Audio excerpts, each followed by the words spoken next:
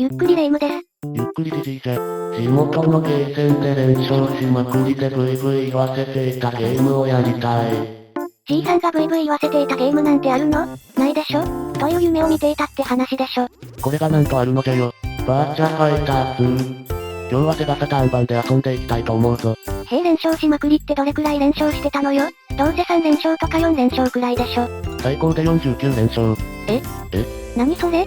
なんでそんなことになっているのよ。格ゲー全盛期はゲーセンで対戦相手にこと書かない時代じゃったからのいやいやそういう問題じゃなく、そこまで強くなるってどんだけやってたのよ。じゃあ、今日はゲーム紹介、プレイ実況の他にも、連勝するまでの経緯やら連勝できるようになって見えた景色など話していこうかの。というわけで勝負に勝つでカツオのたたきを食べながらゆっくりどうぞ。ゆっくりしていってね。メリディーノゲーム万歳。さあ、行くぞ。さてさて、オープニングを鑑賞していくぞい。このロゴは今見てもときめくのう。ロゴでときめくのね。ときめくわい。とてつもない時間を投入したゲームじゃからな。さてセガサターン版、まずはアドバタイジングデモではなくオリジナルムービーが流れる。いきなりオリジナル要素が入ってくるのね。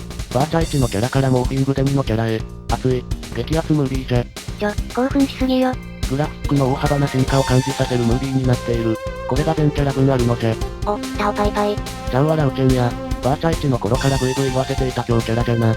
感謝ラウとか猛威を振るっておった。わしの天敵じゃった。娘のパイチェンね。こうやって見るとバーチャ1の頃に比べてカクカクした感じがなくなっているわね。フラットシェーディングのおかげでカクカクがなくなって丸みが表現できている。より人間に近づいた CG になったわけじゃ。確かにムービーで見せられるとよりグラフィックの進化が際立っているわよね。ゲームセンターで散々遊んできたわしもこのムービーは胸熱で何度も見てしまったわい。そして終尾はバーチャファイター2からの参戦なのでカクカク CG がない。バーチャファイター2から参戦のキャラは確かに仕方ないわね。新キャラで水剣と灯籠剣というチョイスが素晴らしかった。そして後半のムービーじゃ。ジャッキーさんね。このコスはカズレーザー感がすごいわ。確かに今見るとカズレーザー以外の何者でもないな。そして次は妹。サラはバーチャファイター2になって一気に色気が出たわよね。フラットシェーディングのおかげで丸みが出たのが大きいのかもしれんな。まあ、刺さりそうな父をしているけどな。ウルフね。VF1 の頃は彫りの深い顔なのかと思ったけど意外とそうでもなかったわね。機体の広さは健在じゃ。ジェフはおっさん感が 120% 増量した感じで良い感じだよな。白い道着のズボンで上半身裸でさらに腰中感が増したのよね。そして灯籠剣の使い手でバーチャファイター2から参戦のリオン・ラファール軍。なんで救命胴を追っているのか。ダウンベストでダウンベスト。当時のナウナヤングに流行っておったのよ。とまあサターン版オリジナルムービーを堪能してもらったが、いよいよおなじみアドバタイズデモじゃ。演舞ね。アーケードで大勢の目を釘付けにしたデモじゃ。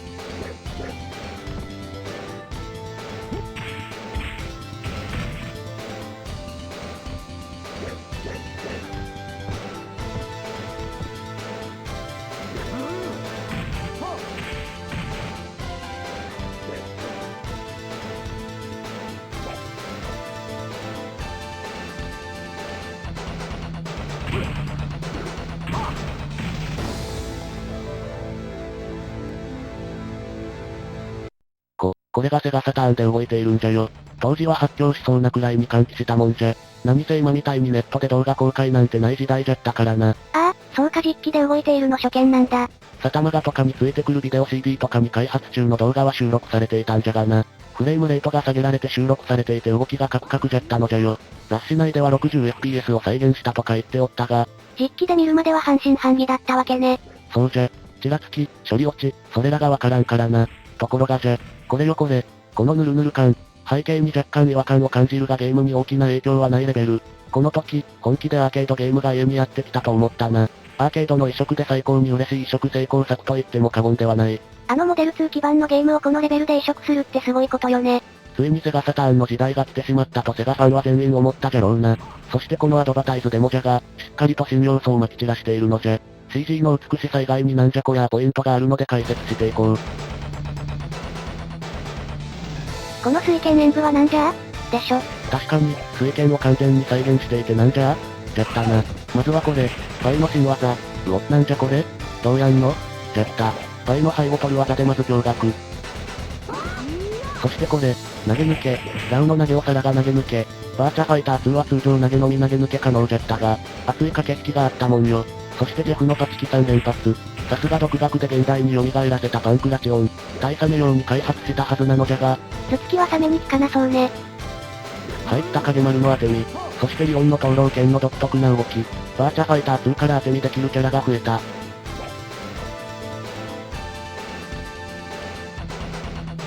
アキラのよろけからのシンポリコそして鉄山光。なんじゃこりゃアキラが大幅強化されてねえかってなったな。とまあオープニングだけでこんだけ楽しめるすんげえゲームじゃ。G さんが興奮しまくっているだけな気も。いやいや動画始まって6分になるが、みんなあっという間の6分じゃったと思うぞい。というわけでゲームの情報とか発売された時期の話をしていくぞい。セガサターンバーチャファイター2、1995年12月1日発売。セガサターン発売から約1年が経過した1995年の年末、満を持してセガが市場に投入したソフトじゃ。クリスマス商戦の時期とも合っていてセガも命運をかけて市場に投入してきたわね。1年前はゲイルレーサーを発売していたとは思えないほど、セガの本気が伺える。この頃はプレステとイーツバゼリ愛をしていた時期よね。当初は相当劣化移植になると予想されていたな。家で遊べるバーチャファイター2もドキ的なもんになるかなと。技を出す練習ソフトくらいにはなるかなくらいに思っていた。期待値は低かったのね。アーケードの最先端ハイエンド基盤で動いているゲームじゃからのセガサターンでまともに遊べるとは思えんかったな。バーチャファイターは評価高かったじゃない。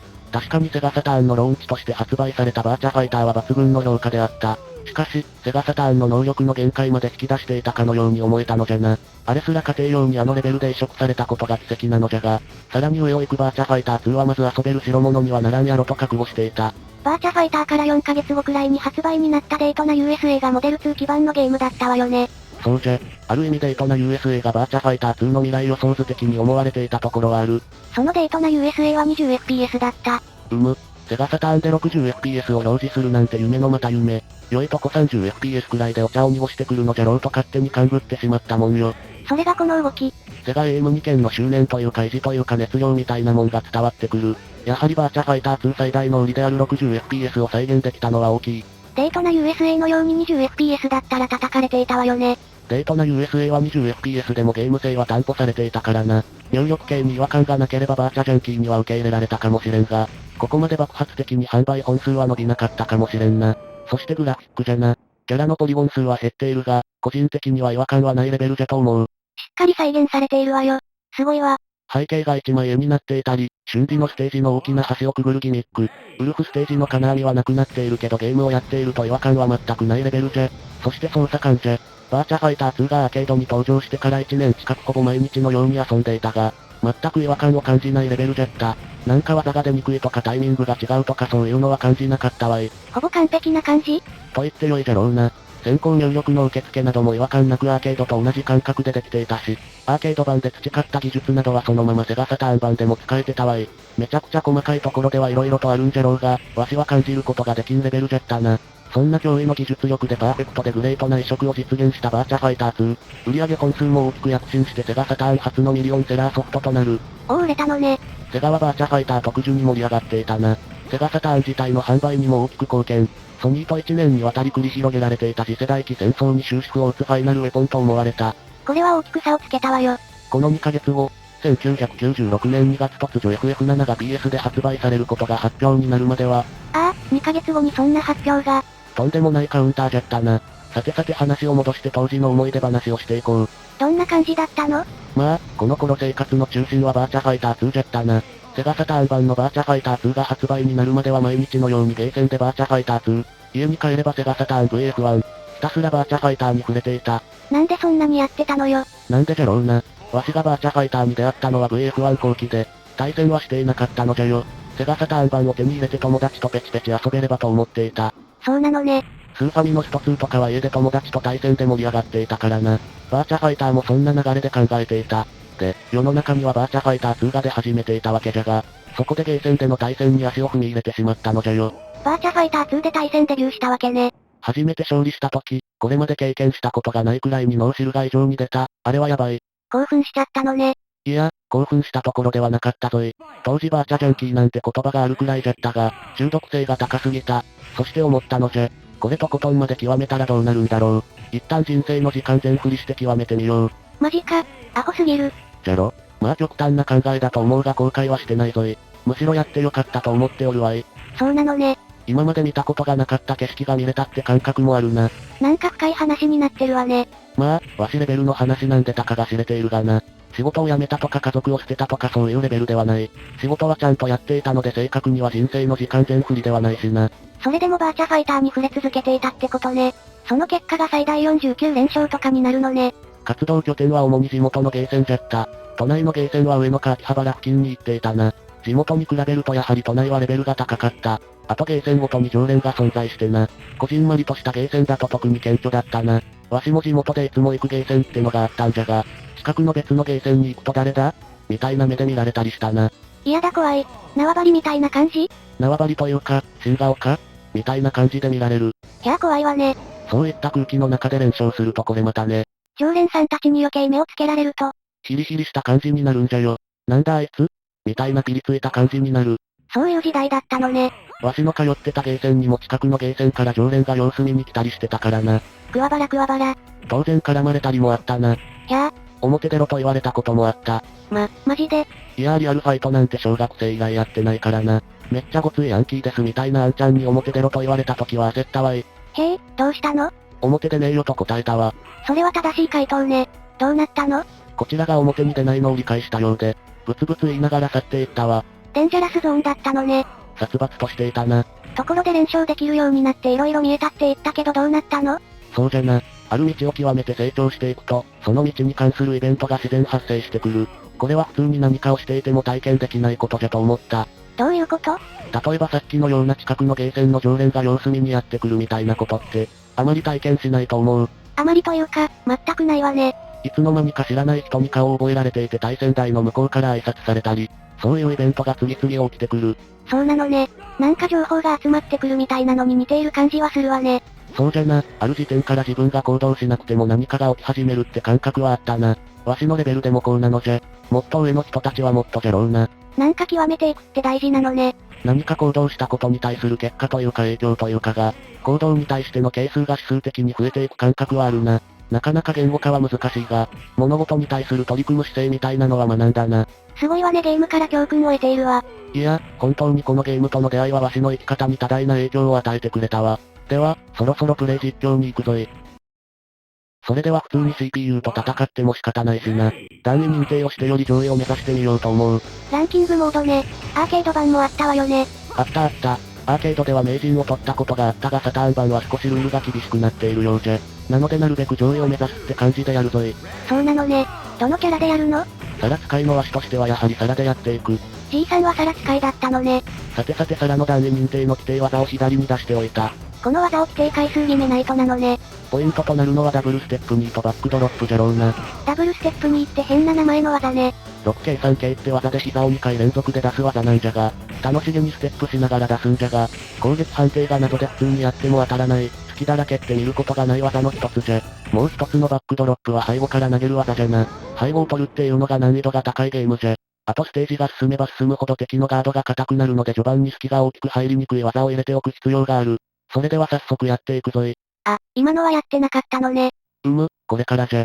まずダブルステップ2は最初のラウでいきなり決めに行くぞい。さっき当たらないって言ってたけどどうやるの？起き上がりにタイミングを合わせることでヒットするのじゃ。ダウンさせて少し相手に近づいたところで技を発動することで、相手の起き上がりに綺麗に重ねることができるのじゃ。なんか複雑ね。まずはジャックナイフでダウンを奪う。そして近づき、今じゃ。失敗。もう一度、近づいてここじゃ。OK ヒット。やったわね。あとはコンボライジングキック。通称コンボバレリーナを決めておきたい。一回決めたわね。ダブルステップ2を一発で決められなかったのでラウンド1では1回だけじゃった。うまくやれば2回コンボバレリーナ決めれたのじゃが、まあ仕方ない。次もコンボバレリーナを決めつつライジング2も入れておきたいところ。ダブルステップ2、コンボライジングキック、ライジング2は前半でクリアしないと厳しいな。ライジングキックを決めたわね。次はライジング2じゃな。着実に回数増やしているわね。基本ラウには何でも入るからな。スタッフが VF1 でラウに苦しめられた人が多いからということで憂さ晴らしのために最弱のラウンド1にしたらしいからな。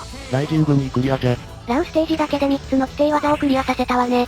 続いてサラのステージになるわけじゃが、イリュージョンキックを数回は決めておきたい。じゃが、サラは軽すぎてイリュージョンが入らない時があるのでちと厄介じゃな。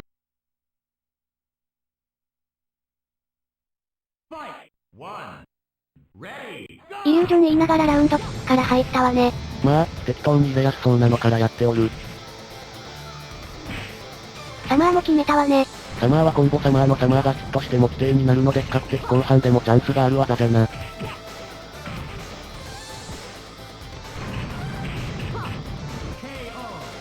サマー2回目ヒット。サマーはチャンスが多いからな。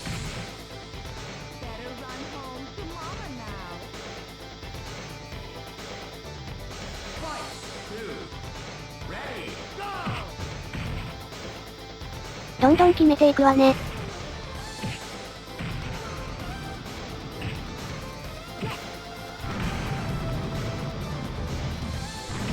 ラウンドキックの規定回数クリアしたわね。サマーソルトもクリアじゃ。結局イリュージョン使わなかったじゃないの。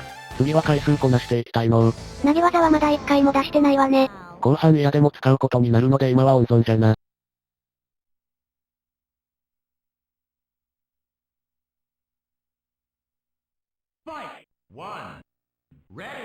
あれトルネードキックじゃなくてスピニングキックじゃないの。旧 KG じゃなくただの KG でも大丈夫なのじゃ。そうなのね。使いやすい方でやっていけばよい。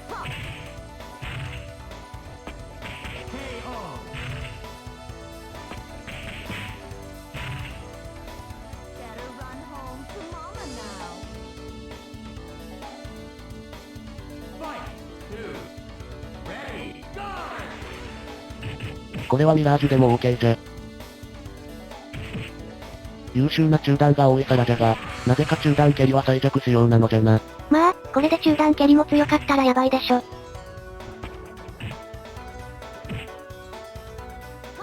ここで初めて投げが出たわね。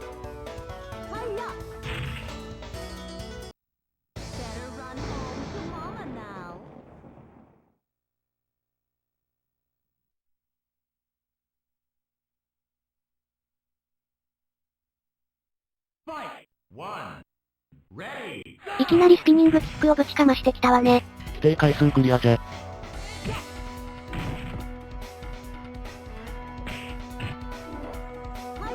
この辺りから投げが増えてくる。敵のガードが硬くなるからな。あ、取られた。パイの超反応じゃな。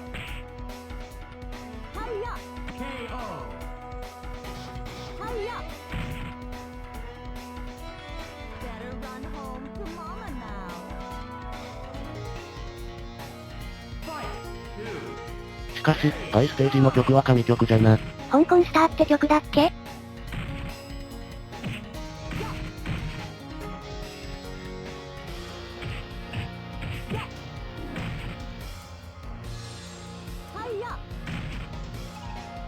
フロントスープレックスが一気に規定回数いったわね。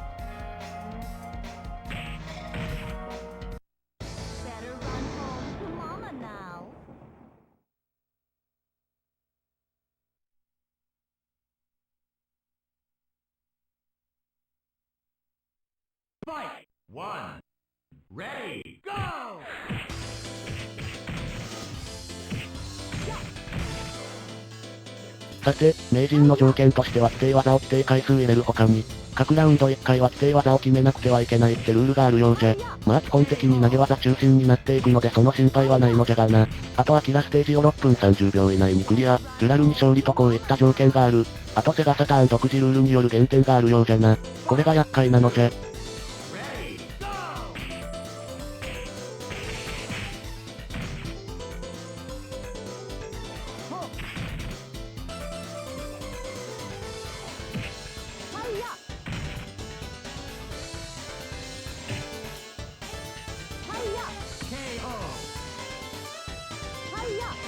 イオンまで進んだわね。イリュージョンキックが1回残ってしまっているわね。ネックブリーカーは大丈夫だとしてイリュージョンはジェフで決めておきたいわね。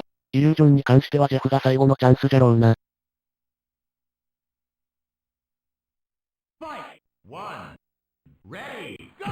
ということで最初に決めた。これで難関技はバックドロップだけになったわね。ネックブリーカーは勝手に回数増えるからな。うげ、ここでスプラッシュはまずい。一本取られた。あら？何か影響するの？クリアタイムの他にもしかしたらサターン独自の減点に影響が出るかもしれん。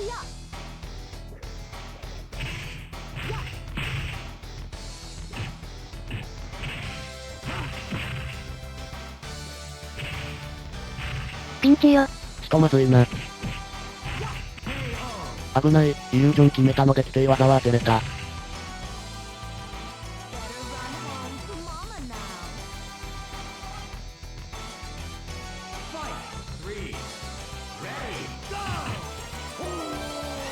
そっちの投げかい。いつも PG 投げなのに。投げ抜けできなかったわね。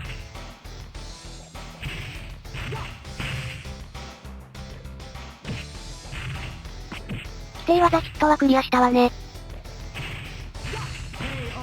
不意危なかった。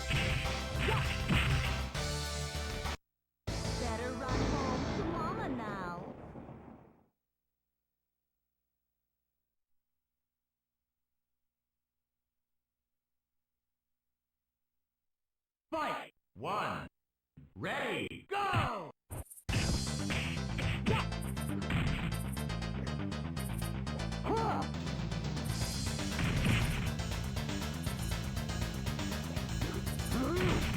ネックブリーカー出せない。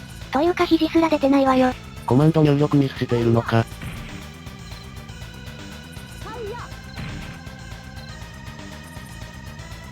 ああ。 2本も CPU に取られてもうた。これは大減点じゃない？かもしれぬ。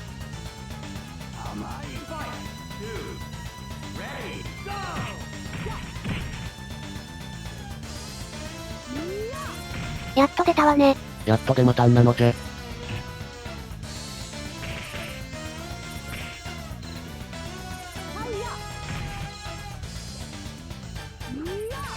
やはり腕がなまりまくっている。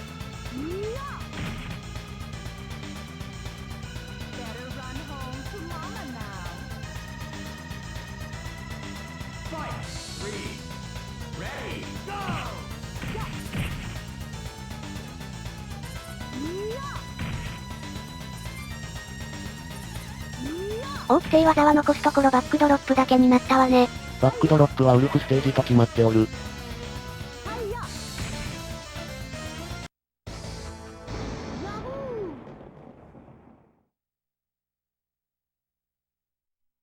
ジャッキーとサラの兄妹対決。オリジナルステージじゃな。Fight! One. Ready, go!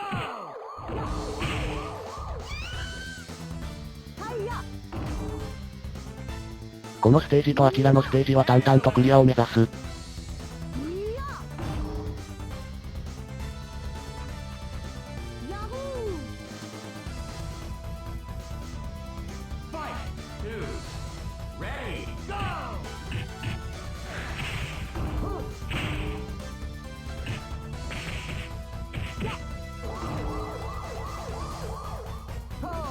また一本取られたわね。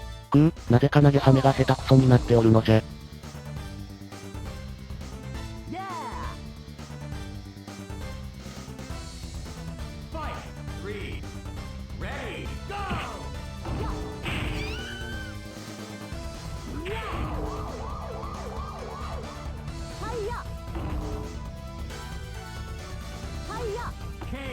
世話をかける兄貴じゃ。さていよいよ緊張のウルフステージじゃ。ここでバックドロップ失敗するとデュラルに外門ハメをせざるを得なくなるからな。サターンだと外門ハメは成功率低いのじゃ。アーケードだと簡単だったんじゃがのう。チャンスは開幕。ブレインバスターを誘う。すかさず投げ抜け。ここじゃ。アイター失敗したー。うわ、今のがチャンスだったの？そうじゃ。開幕で上段蹴りを光らせるとウルフはブレインバスター、PG 投げをしてくるのじゃ。投げ抜けすると背後が取れるので先行前ダッシュで PG を押すとバックドロップが決まる。あらま、一本取られているじゃない。グーの根も出ない。チャンスが増えたと前向きに受け取ろう。しかし、この構図、どう見てもウルフが DV 旦那にしか見えんな。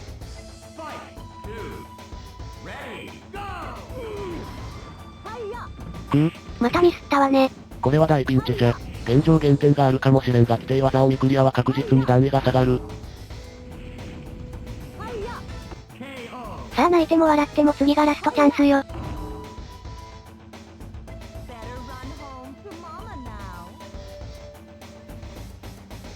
集中じゃ。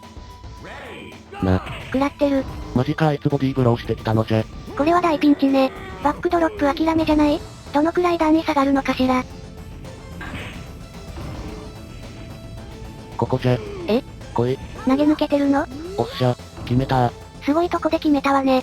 あのタイミングで投げ抜けるなんて。よし最後はキラのタイムじゃな。6分30秒条件だっけ。あと1分。ギリギリじゃな。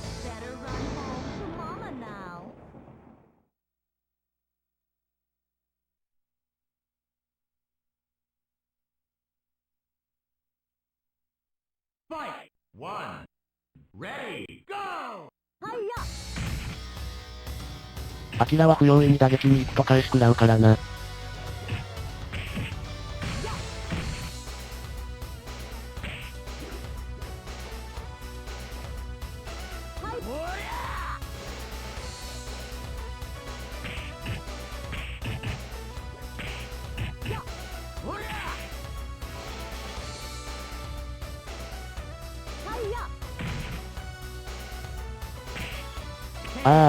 やばい。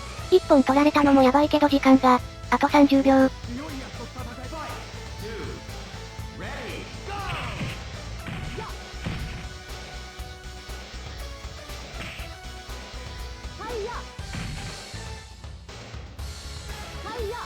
残り20秒ね。急ぐのじゃ。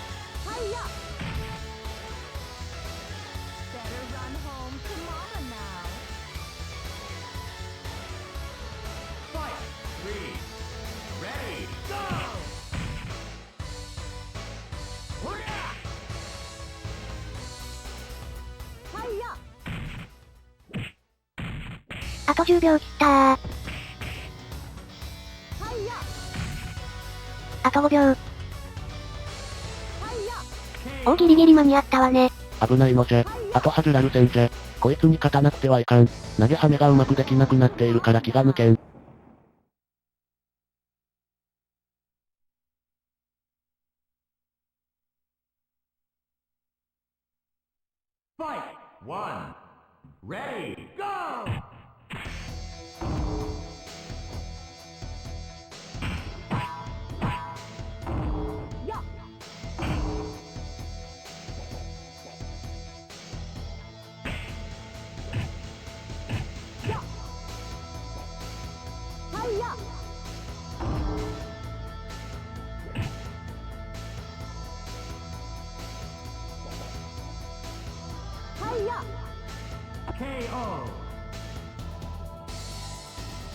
あと1本ね。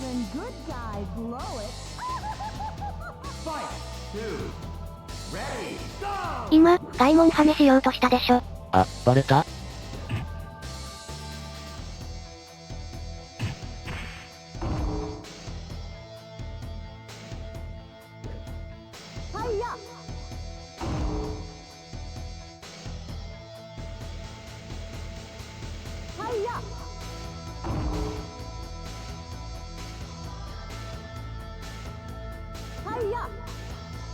勝ったわね。それでは段位が発表になる前に感想戦じゃ。やはり神ゲー中の神ゲーだとわしは思う。過去何度かバーチャファイター2を当チャンネルでも紹介しているのでよかったら他の動画も見てくれると嬉しい。わしは本当に今でもこのゲームを愛している。ただそれだけじゃ。ということでアンケートの結果を発表してくれ。お、短いながらも気持ちのこもった感想だわ。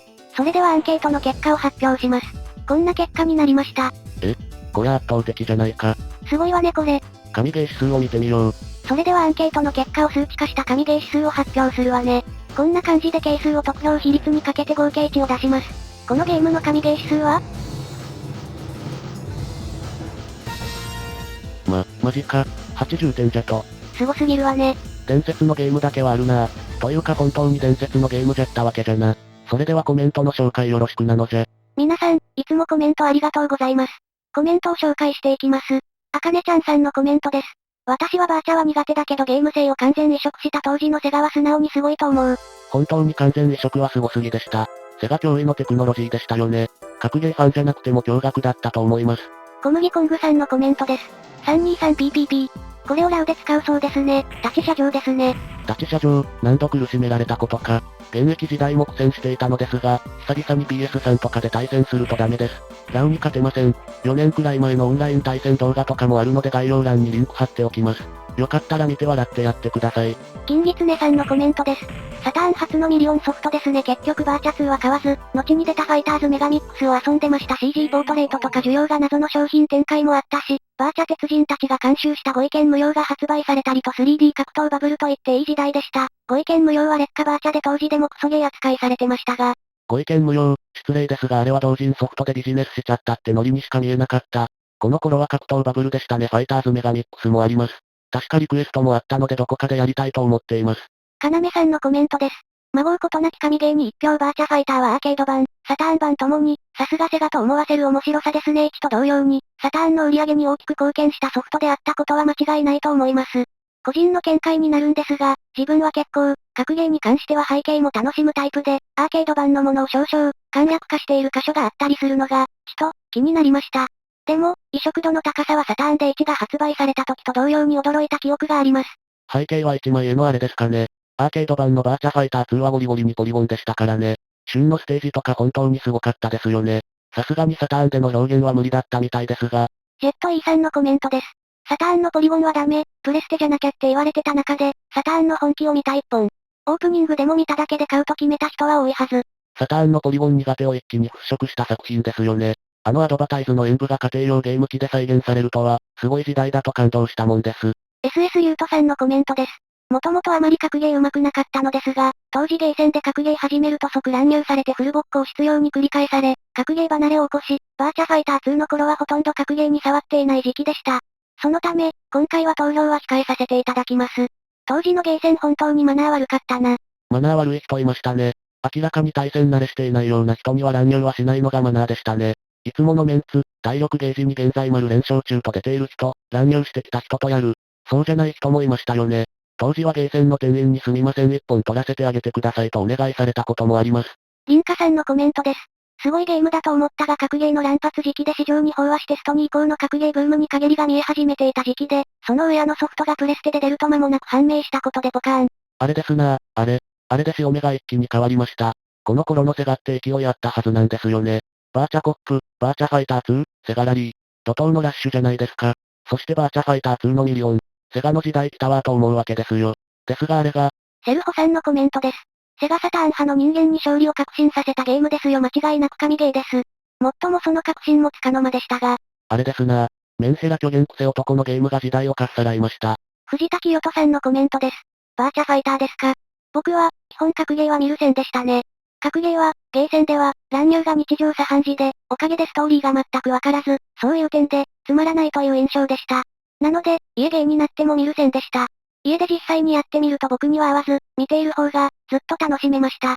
なので、どちらかといえば神ゲーであるのはわかるので、そちらにさせていただきました。ちなみに、僕がハマっていたのは、トバルノー1と、トバル2という PS の格ゲーで、それのクエストモードでした。アクションゲームの方が好きで、格ゲーアクションゲームという感じだったので。バーチャファイターにも魅力的なストーリーがあったりします。各キャラに背景があって面白いです。トバルは確かバーチャファイターの開発スタッフが携わっていたと思います。トバルの1は持っていましたね。クエストモードって 3D ダンジョンのやつですよね。コメントは以上になります。さて、今回のコメントで特に気になった気になったでしょうは、セルホさんの、セガサターン派の人間に勝利を確信させたゲームですよ。間違いなく神ゲーです。